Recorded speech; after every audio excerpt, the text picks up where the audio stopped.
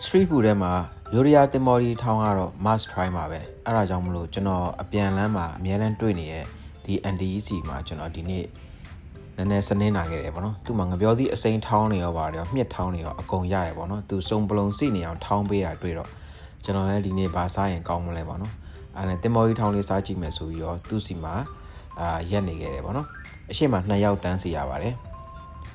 သဘောကျတာကတော့လမ်းမေးဆိုင်ဖြစ်ဖြစ်ဆိုင်ကြီးဖြစ်ဖြစ်အဲ့လိုတန်းစီပြီးတော့ဝယ်တာလေးကိုသဘောကျတယ်ပေါ့နော်သူကတော့အကုန်ထည့်တယ်ဗျအမခရမ်းကျင်သီးတွေရောတံမြာသီးတွေရောဂွေးသီးတွေရော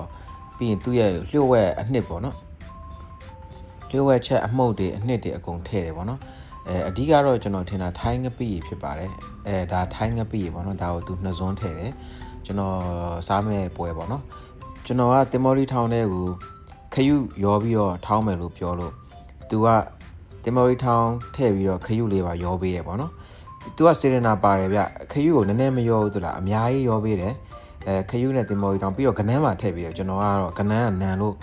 မစားရင်ဘူးမထည့်ဘူးဆိုတော့သူကကနန်းကိုမထည့်ဘူးဒါကျွန်တော်ပွဲရပါပြီ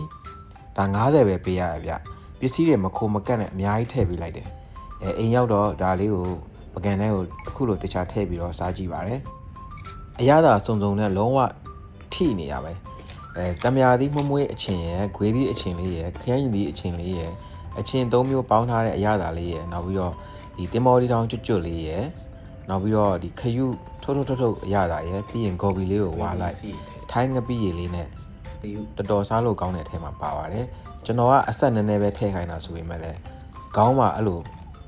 ခေါင်းမွေးတွေပါထောင်ဝအောင်အထိကိုသူဆက်ပါတယ်လုံးဝထိပါတယ်နောက်တစ်ခေါက်ဝယ်စားဖို့ဆိုပြီးတော့ကျွန်တော်ဆုံးဖြတ်လိုက်ပါတယ်ကျွန်တော်အဲ့တပွဲကိုမကုံဘူးထင်ထားတာပေါ့နော်စားလိုက်တော့လည်းခဏလေးဗျ